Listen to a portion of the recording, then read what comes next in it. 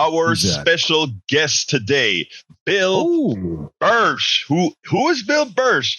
Look, this is a guy that in the long run is going to clean up Texas, man, because he is going to be, we believe, the Texas Railroad Commissioner. And a lot of people don't know what that does. But first of all, let's go ahead and bring Brother Bill Burgeon. Bill, how you doing this morning?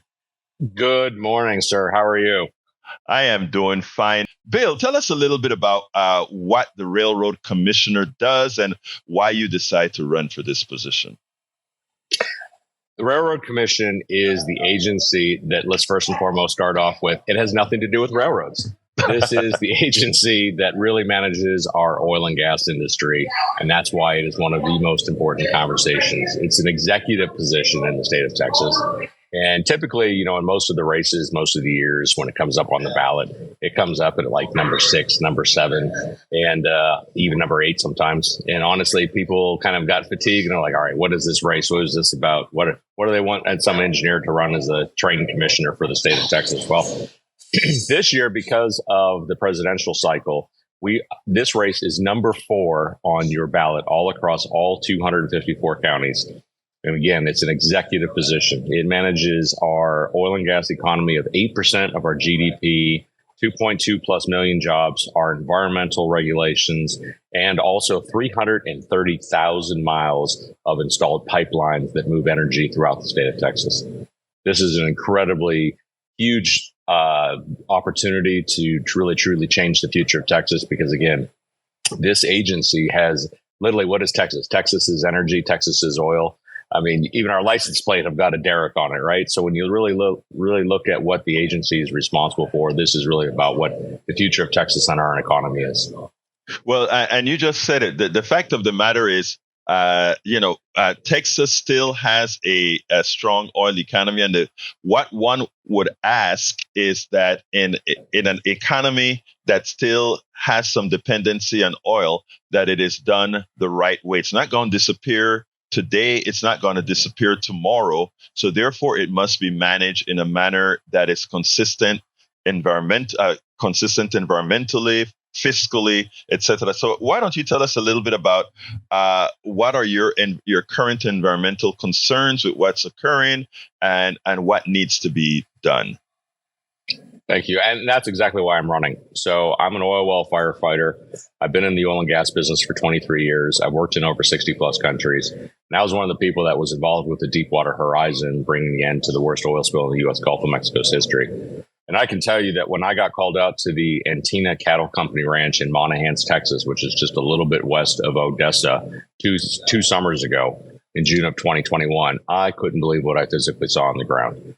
These old plugged wells that were plugged in the 1970s, 1980s, 2000s were failed and were actually flowing this toxic radioactive isotope produced water at surface into the groundwater. And I was called out to the first one, the Estes 24, which was an old Gulf oil heritage well that was plugged 1995. It had blown back out and had failed through the cement plugs and corroded through the casing and was flowing into the groundwater. I was truly flabbergasted to witness the state of affairs of what was occurring in Crane County, Ward County. And further after I've looked into this problem more, it's further south, even into Reeves County and Pecos County. So literally there are 4 counties in West Texas that are under this massive, whatever's happening in the subsurface. We don't have enough information right now at the moment to know exactly what's the causation and what are the pathways. But something is happening in the subsurface out there due to our saltwater disposal from the oil and gas waste management side that is causing massive contamination to our groundwater. So fast forward a little bit to January of 2022. Suddenly, about 2 miles south of the Antina Cattle Company Ranch, out in the middle of a farmer's field, a well blows out. A well that doesn't even exist in the records, puts a column of this toxic radioactive produced water 150 feet in the air. Are you talking about just shooting out straight up into the air? Straight up out of the ground. Yep. Blew out on its own January 1st morning of the January 22.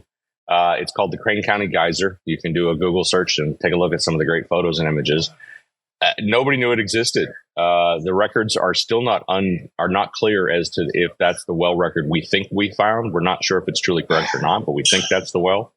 And that flowed for almost 6 weeks until it was under control. And that well was not killable. It was a case where we capped it and we were able to get the flow to stop, but we were unable to stop the source of the flow. And then wait. What does that mean? You stopped the geyser from occurring, which means Correct. You plugged that particular hole. But when you say that it's capped, right now, when you say it's flowing, are you saying it's seeping through the porous rock or something? Yes, sir. It's still flowing in the subsurface.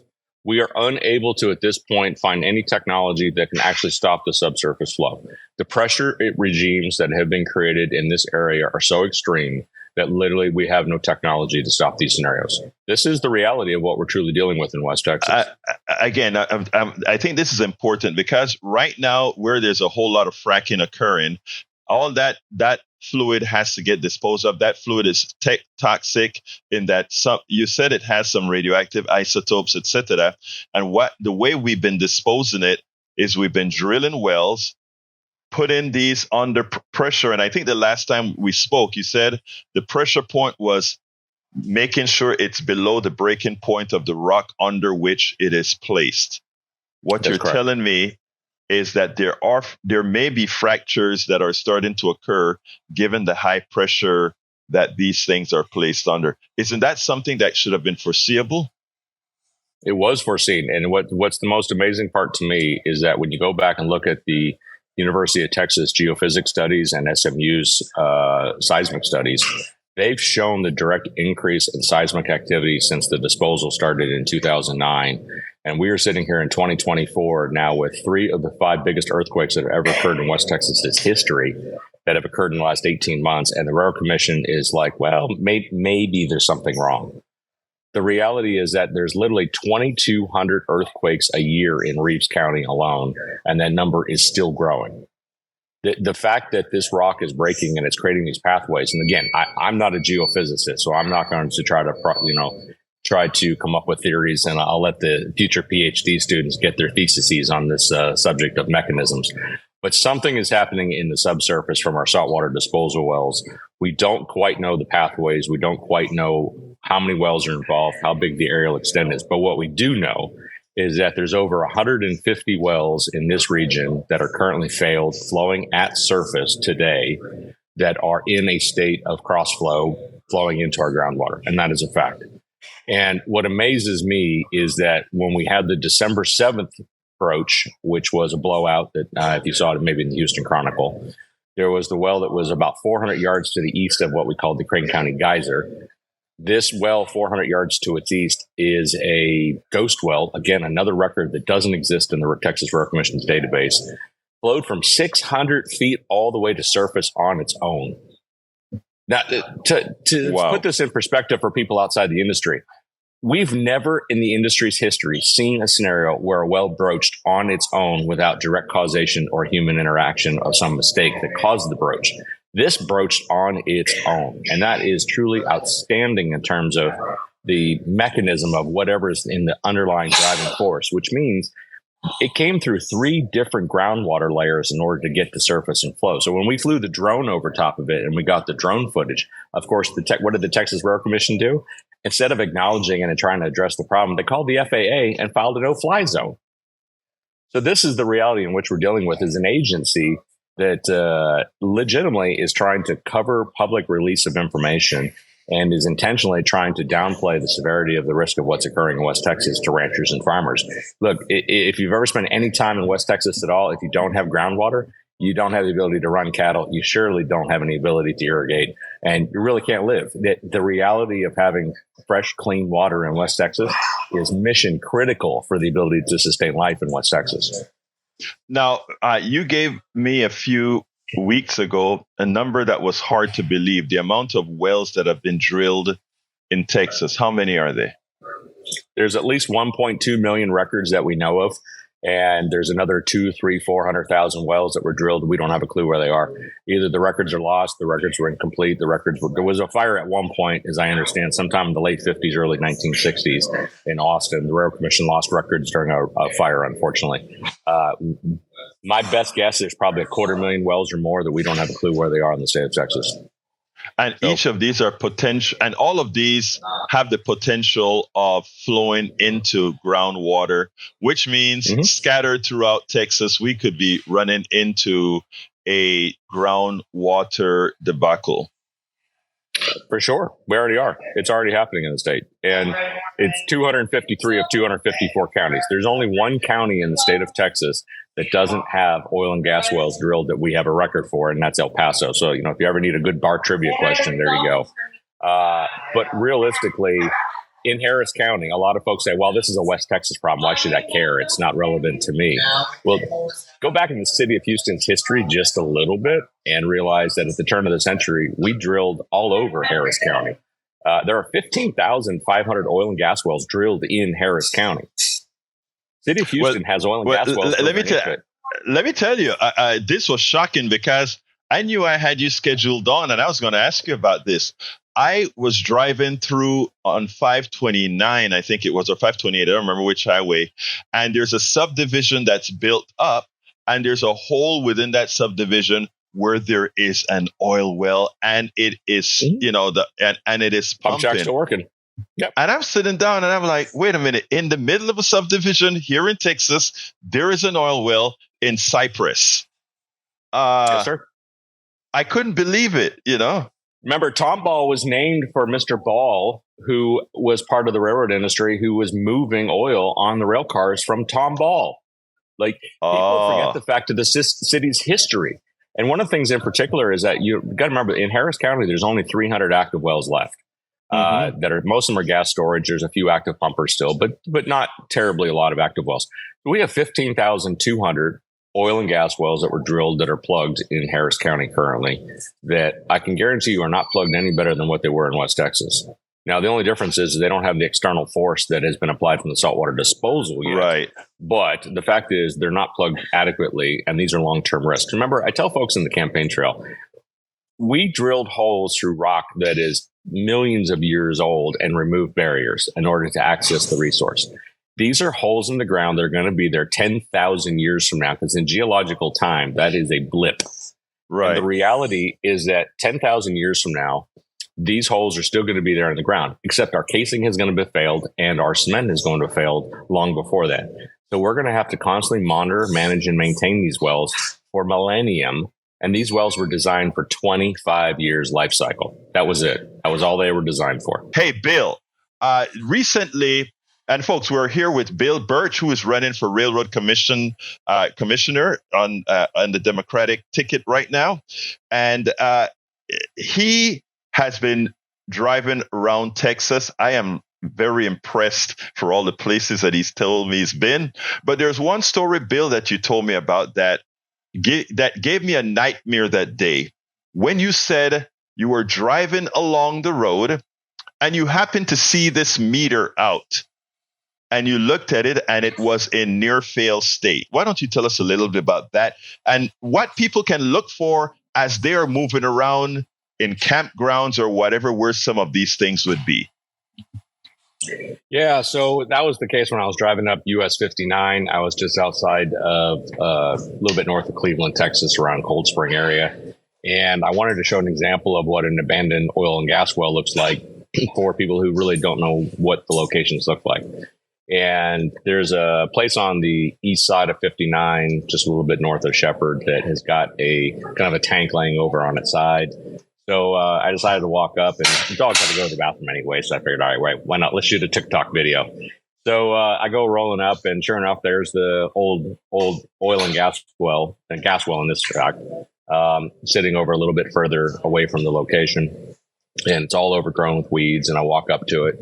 And sure enough, there's 800 PSI on the surface gauge. And what does that mean? One of the so that actually would indicate a very high pressure, severe risk on a well that's over 50 years old, on a well that is sitting there idle with no operator and no oversight by the Texas Railroad Commission. And in my professional opinion, that well is probably flowing in the subsurface already in East Texas. And 800 psi. So I certainly hope that the pressure gauge is broken and that the number is incorrect, which of course it always could be a scenario that exists. We have to double check the actual pressure with a new gauge. But the reality of this scenarios and the states of where we are in the oil and gas industry across the state is proof of pudding that the conditions in the oil field are not acceptable. This is right next to a major thoroughfare highway. This is a well that has got potential burst risk. Again, a 50-year-old piece of casing that is in the ground that has got a severe risk of high pressure. At least 50% of its burst rating on pressure right now is on that current piece of casing. And again, would I trust something that's 50 years old to put 50% of its maximum yield against it? No. Like, this is not a scenario in which the oil and gas industry is prepared to deal with on these old wells. And this is the state of affairs. And the Railroad Commission is not responding and not adequately taking care of and managing and monitoring and maintaining the fleet and inventory of wells that we have in the state of Texas. I mean, and I'm not blaming the Railroad Commissioner, the inspectors for this, because again, there's only 186 inspectors that have to manage 400 plus drilling rigs. They have to manage 1.2 million plus wells, 400,000 which are currently in active status, and the rest are plugged, and 330,000 miles of pipeline. There's no way physically possible 186 people can cover 254 I think, first of all, Bill, let me just push back a bit. I think you're being too kind. Bluntly, I think you're being too kind. There must be blame going around. We are a state that pushes energy. We're a state that talk drill, baby, drill. All those things are what our current leadership push. I'm not going to go into the mechanics of drill, baby, drill or anything of that, but I'm going to say, if you're going to drill, do it responsibly. If you're going to have a commission, do it responsibly. And that's not what they've done. You talked about case. First of all, tell people why wells need casings and what that really is, so they understand the severity of what. When you talk about by the way, the 1.2 million wells, are they all case hole wells, or some of them are just open hole? So they are all case holes. All right. Why don't you explain what that means?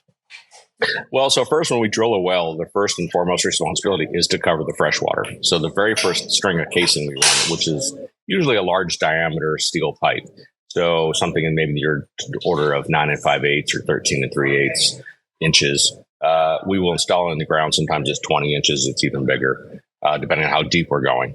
And we'll cement that back to surface so that way there is protection of the groundwater, and then there's a steel barrier that also prevents any oil and gas from getting into the groundwater at the intervals where the groundwater layers are.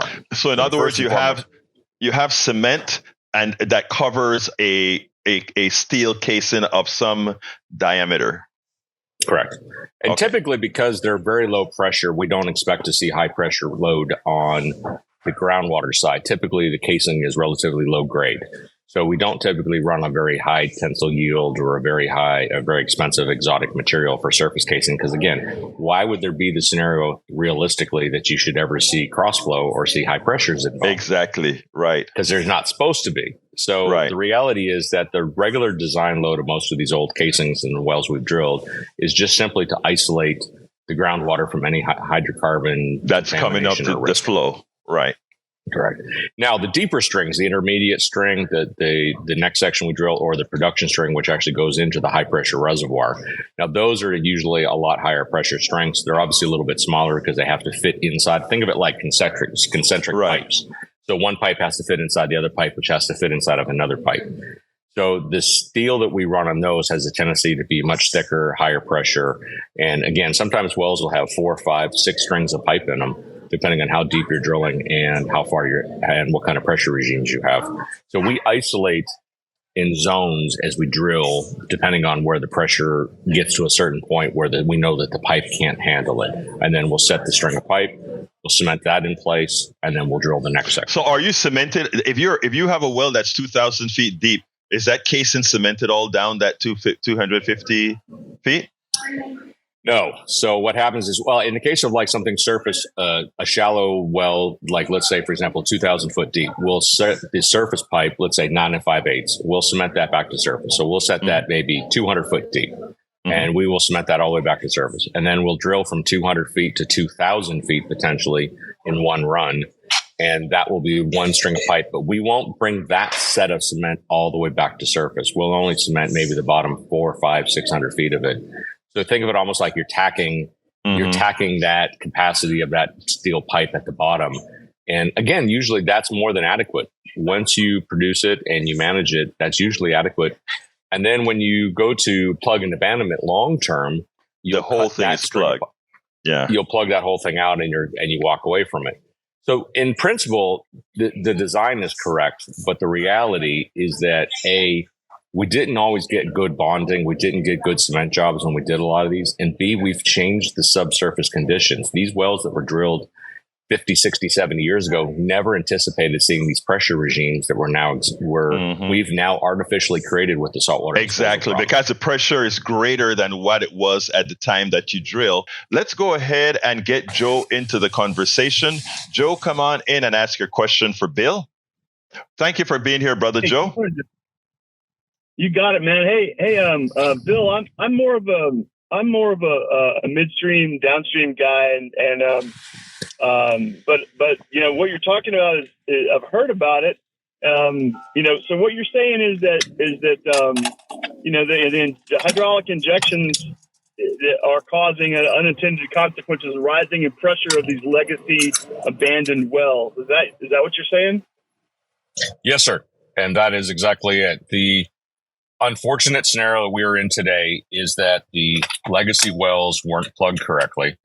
The saltwater disposal that has occurred has doubled, in some cases, the pore pressure of the deeper intervals. And that is now causing exacerbation of both the cement failures and also the corrosion on the casing strings.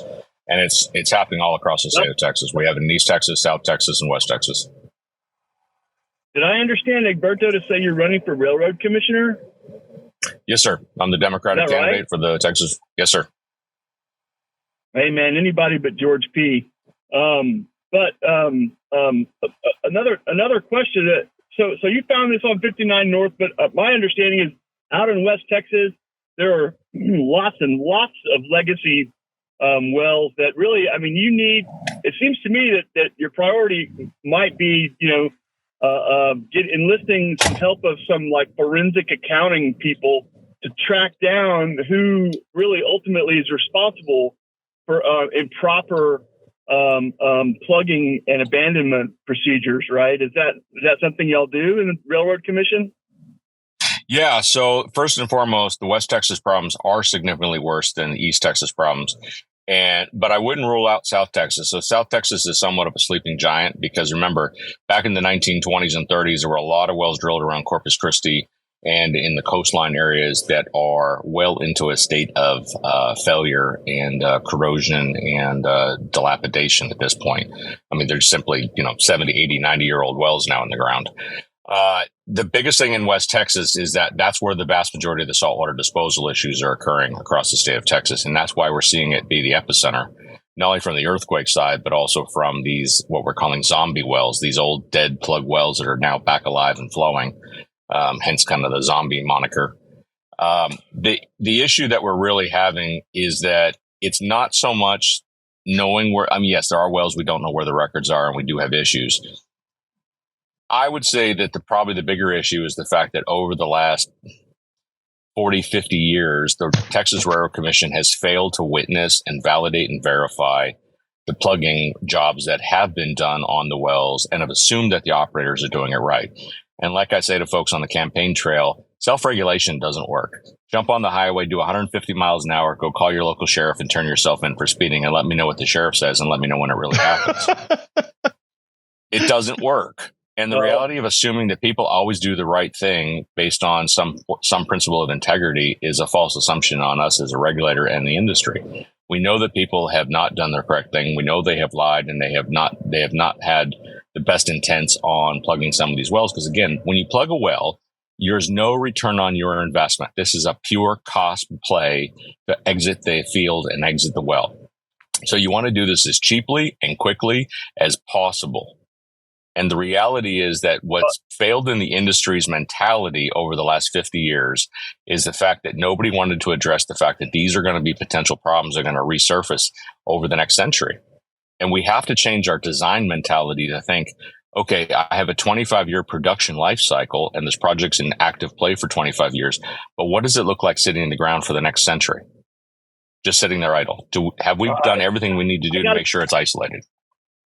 Go ahead, Joe. I got to push back a little bit. I got to push back right here because, you know, I work for big oil, and I talk to people from the Texas Railroad Commission every year as I'm getting audited for various things, right? And you know, I'm an environmental steward for all of us, right? I am on the front lines of guarding against environmental damage, right? And so is every single person I work with is the same exact way. And we work for a big company, right? That, but I got to push back and say, you know, people don't do the right thing because me and our corporate way is to absolutely do the right thing, no matter what. Everything you do, you should do as if it's going to be on the front page of the newspaper. Everything, and we walk the walk, dude. Seriously, and you know, by being good stewards of the environment, we get audited with no findings all the time, and you know what that seems to do is all that does is increase regulatory interest, right? Because we do everything right. The agencies push and waste more. And honestly, it is at this point, it's wasting our time, you know, because we do try to do everything right. You know, I can't speak to 50 years ago. Joe, can I push back a bit? Joe, let me interject here because I think this is so important that we need to make sure and get it. I don't have any doubt, let's say, from your company, your big company that's doing the right thing. In fact, a good oilman friend in Kingwood here came to me and he watches a program and sometimes he pushes back and he said, Egberto, we agree with you, but it's the little guys that don't do the job, whatever. Let's assume that is correct. And Bill is shaking his head when he says, you know, the little drillers that cut corners or whatever, because the big guys cut corners, they're going to be penalized. But here's the reality. I think Bill gave the perfect example. You are after you've driven down a highway at 150 miles an hour. Do you go to the sheriff and said, I done sinned? Please go ahead and fine me for having sinned or for having gone too fast? The answer is no. Likewise, if you look at the evidence, what you're saying is perfect, Joe, what your company is doing. But what Bill is talking about is throughout the state with zombie wells leaching into our groundwater. And look, once you've contaminated groundwater, está terminado. It's over.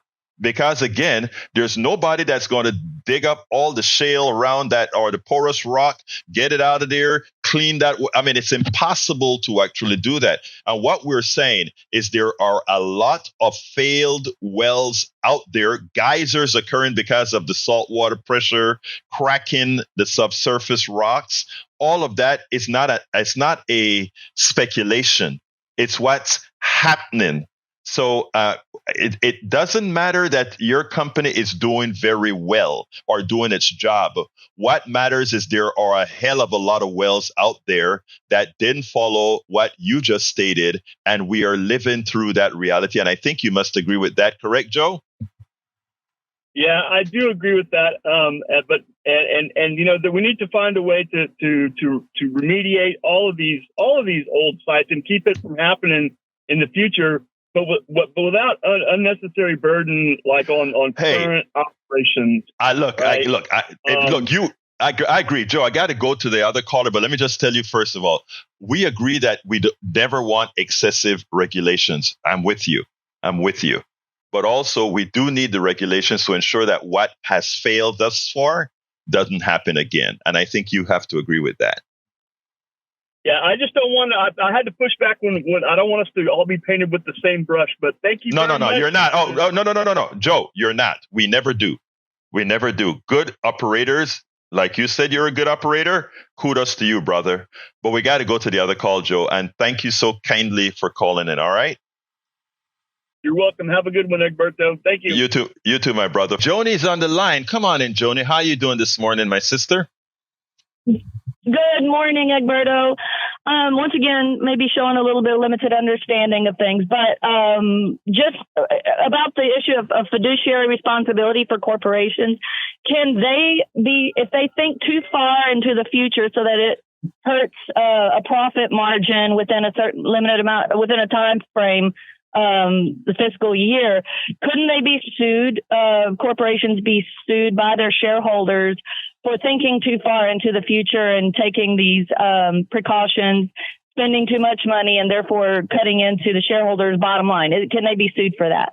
Let's go to Bill for that. Let me qualify that question a bit, because I think what you're saying is if companies take too much responsibility to make sure things don't happen, can the shareholder say, well, you don't really need to do that. You're messing with our profits. So you don't need that. Let's go ahead and get Bill to answer that. Okay, I'm going to let you go. So thank you, Joni. Well, thank you, Joni. That's a great question. And I am going to take a little bit different spin on that, in that, do corporations take enough responsibility to truly prevent accidents, injuries, and incidents, which actually cost the industry more than actually doing it right in the first place? This was the whole principle of the safety culture that was developed post-Piper Alpha in 1990. That was the realization that it's actually cheaper to do it right the first time and prevent injuries, accidents, and failures than it is to pay for litigation and the legal department to constantly have to manage lawsuits and manage the outcomes and the payouts for fatalities and environmental disasters. The industry still has this mentality that profit exceeds social governance and social responsibility in the environments in which we work. And that is still an overarching principle that the Railroad Commission is helping also to propagate throughout the state of Texas, that profit matters more than health, safety, and environment. And they proved that with Winter Storm Uri. You know, go back to Winter Storm Uri, and who was the agency that took the failure? Was it the Texas Railroad Commission or was it ERCOT? It was ERCOT. Mm-hmm. That shows you the power of the Texas Railroad Commission. The Texas Railroad Commission was fundamentally responsible for winterizing and confirming the winterization of our gas infrastructure and critical infrastructure, as pointed out by the federal government in 2011 after the winter storm hit Dallas, Texas. And when the federal government told the Railroad Commission it is in Texas's best interest to make sure that the critical gas infrastructure is winterized, the Railroad Commission said, no, it'll take too much profit away from our gas producers. That's a fact. And the reality is that 10 years later, we had Winter Storm Uri.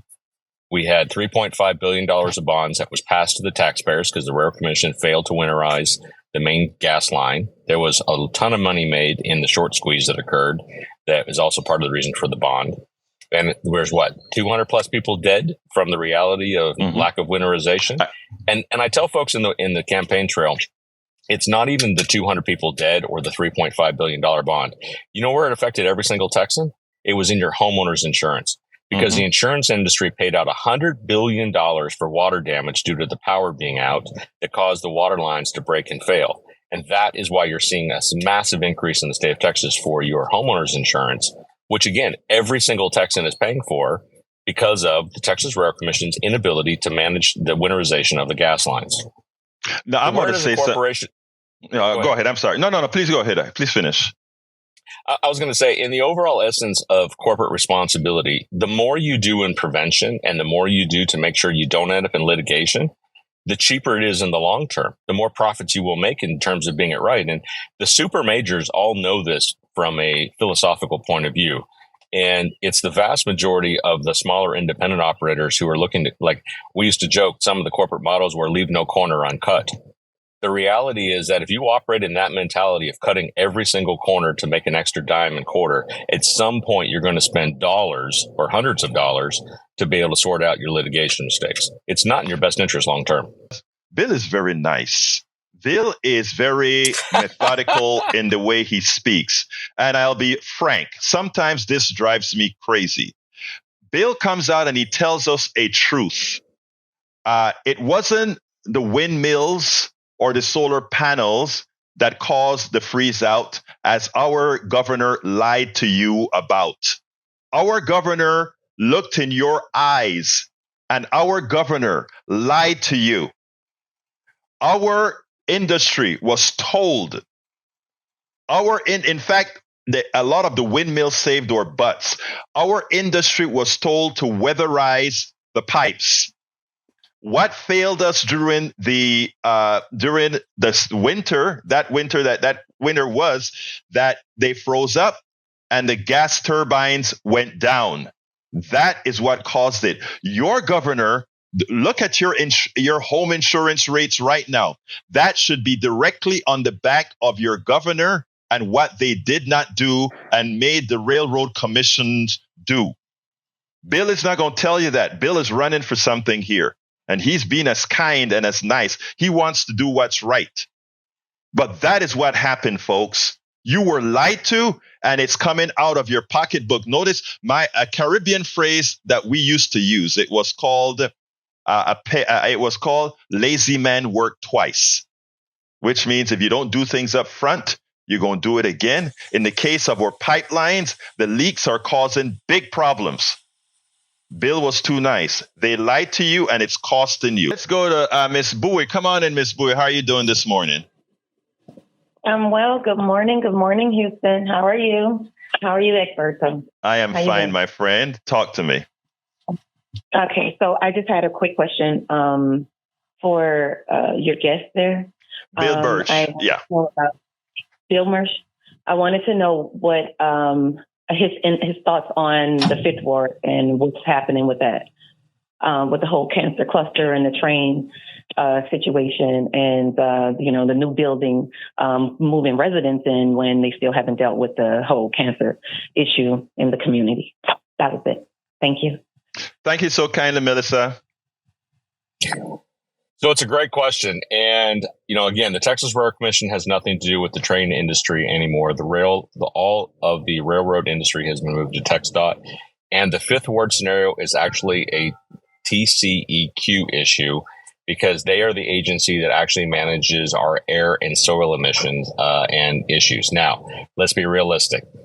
The Texas House Republicans and in the Senate have basically made TCEQ the worst funded agency in the state of Texas intentionally, just like the Railroad Commission doesn't want to really manage and monitor the industry, for the fact that it is in the best interest of corporations to maintain their highest profit margins to not having to have environmental regulations. And we are now seeing this with the TCEQ in terms of how they're managing and looking at the Fifth Ward issue with the cancer clusters. Now, from an analogy point of view, it's the same thing in oil and gas. We have lots of areas. When I took my campaign team out to West Texas and I got to let them see the actual oil fields, some of the old oil field, not the new stuff, not the stuff we drilled in the last 15, 20 years that everybody's talking about in the shale oil well scenarios. Those are high-tech, very well-run facilities. It's the older stuff. And when you drive around the state of Texas, and as I've pointed out a lot of these scenarios, and I say, would you like to live next to this constant smell? Would you like to live next to this facility? And their answer has been a resounding no. And again, we have proven cases in the oil and gas industry of wells and cancer clusters and asthma and kidney cancer and liver cancers that have occurred from oil and gas operations and people living next to it. And here's the conundrum, Egberto, when we talk back a little bit about your comment around the Cypress area and the discussion of an oil and gas well.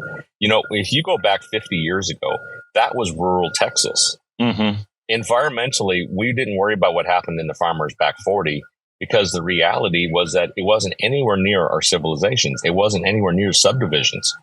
The reality is as our cities have grown, as Dallas-Fort Worth has grown, as Houston, Texas has grown, as San Antonio and Austin are becoming one megaplex, the reality is that our oil and gas fields are no longer in the farmers' back 40s. They're actually now in the city limits. They're actually in next to schools. They're into, shopping malls. And you can drive around now and literally see oil and gas wells in our working infrastructure of development. And again, we never thought in a million years 50 years ago that was going to be the scenario when we drilled these wells. So we always thought, oh yeah, no big deal. It's out in, out in the backyard. And if something happens, there's plenty of distance between a homeowner and an event. And the reality is it isn't. So we have to realize in the industry that the future of where we're going with this is that our oil and gas operations have severe effect on our communities. And unfortunately, in a lot of these scenarios, our marginalized communities take much more of the hit. Like I always say to folks, if this happened in River Oaks or Tanglewood, and there was an issue of a leaking pump jack well sitting in River Oaks, I guarantee you it would be fixed. I guarantee you that would be one of the top state-of-the-art facilities that was run in the country if it was in River Oaks or Tanglewood. The fact that it is in the Fifth Ward, and the reality is that people are like, it's Fifth Ward. That's not the right answer. And again, the Railroad Commission doesn't have anything to do with the railroad industry anymore and the Fifth Ward issues. But I have to say that the overall impact of how TCEQ operates and how they have managed the state's legacy issues is awful. They have done an absolutely crap job on truly addressing the cancer clusters and the creosote issues that are occurring. And, again, this is all across the state of Texas, folks. The reality of what's happened in this state, and now I'm not going to be kind, Egberto, you're going to be proud of me. The Republicans in this state have removed every single environmental stewardship art intentionally to basically turn the state into a Superfund site. And I tell folks, that's fine. If that is the direction that this state really wants to go, is turn into a Superfund, then just let everybody know that their opportunity to move out of the state of Texas is now while they still have a fighting chance. Because if you truly get to Superfund status and the EPA comes in and declares this an uninhabitable place for man and beast, the landowner doesn't get any remuneration. The EPA comes in, fences it off, just like in the East Coast. The landowner loses their value of their property with no ability to sue or any ability to have any kind of settlement case. And in the Permian acreage, for example, right now, there's 9 million acres of the Permian. East Texas has got millions of acres of oil and gas wells, and so does South Texas. Like, we're talking about cordoning off and losing millions of acres of ground in the state of Texas long term. And this isn't the answer we want. Big Oil owns 380,000 acres of West Texas due to contamination cases. And that's of what we've known as discoverable. We're sure that they own more than that because of having to settle out lawsuits and litigation cases. And from what I've heard, the vast majority of those cases they've settled out is over $100,000 an acre. So again, it's not in anybody's interest to want to see these scenarios settled out in court and landowners having to be bought out at hundreds of thousands of dollars an acre. Bill, let me go ahead and sort of close out this way. Let's say you are honored by the state of Texas to be elected.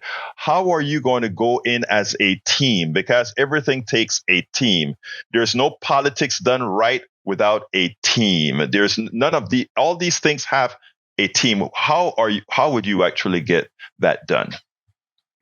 So there's two things in particular in my mind that I really want to address. One is transparency and truly getting the issues on the table with where the state currently is, where the pinch points are, and where's the difficulty. And where do you get that information?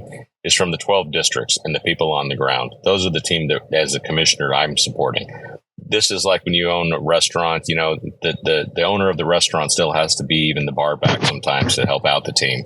And what I see in the scenario of where we're at in the Railroad Commission is that we have 3 commissioners who don't even have coveralls, who can't put on work boots and actually go out in the field, let alone even knowing if they did what they were even looking at. So one of my biggest things I want to do is go out with the inspectors, see where their issues are, where are the issues we need to have improvement, what do they need to do their job better, what are the administrative staff struggling with to get sorted out, what are the things with the filing system that sucks. What are the things that we need to do to improve our system and make the Railroad Commission more efficient?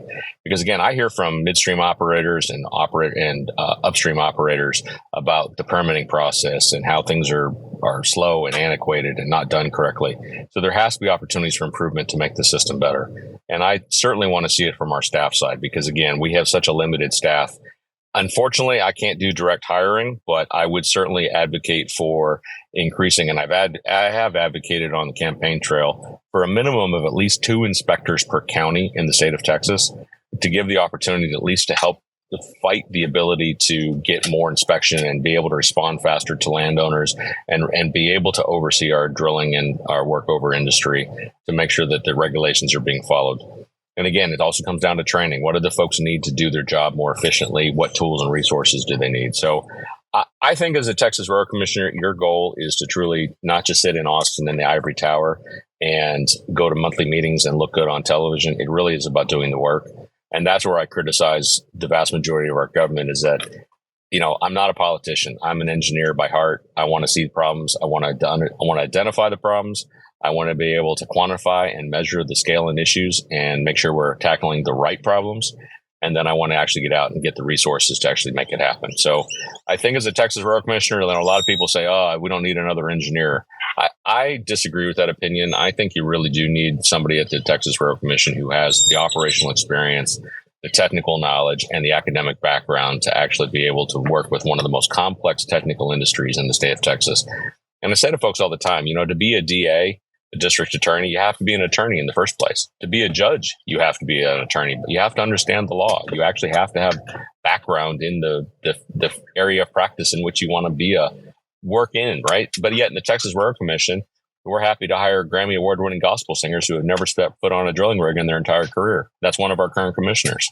Wow. Again, we've got to address the issue that this has to be an agency that works for the people of Texas. And it's the agency that really is the arbitrator. It's not supposed to just solely promote the oil and gas industry. Its objective is to be the arbitrator between landowners, surface owners, mineral rights owners, and the operators themselves to make sure that all parties are working mutually under the law and are respecting and enforcing the law. Well, thank you very much for the opportunity this morning. I'm Bill Birch, the 2024 Democratic candidate for the Texas Railroad Commission. You can find more information about me on my website at Birch, BURCH, TRRC.com. You can find me on LinkedIn. You can find me on Twitter, Instagram, TikTok, and Facebook, of course. And I am happy to answer any of your questions in direct messaging. Don't ever hesitate. You can email me at info@birch.com. My goal is to educate people on one of the most important races in the state of Texas, which is the Texas Railroad Commission, number 4 on your ballot, the only executive position up for election this election cycle. And it is something that it's the worst named agency, it's the worst run agency, and it is legitimately the most powerful agency in the state of Texas. And we need to have a Democrat that helps enforce the rules.